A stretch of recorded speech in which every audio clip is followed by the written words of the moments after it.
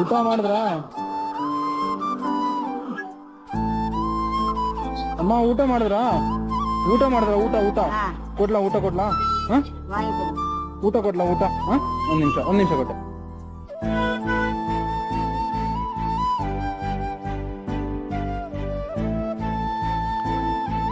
ಅಮ್ಮ ತಮಿಳ್ ಕನ್ನಡ?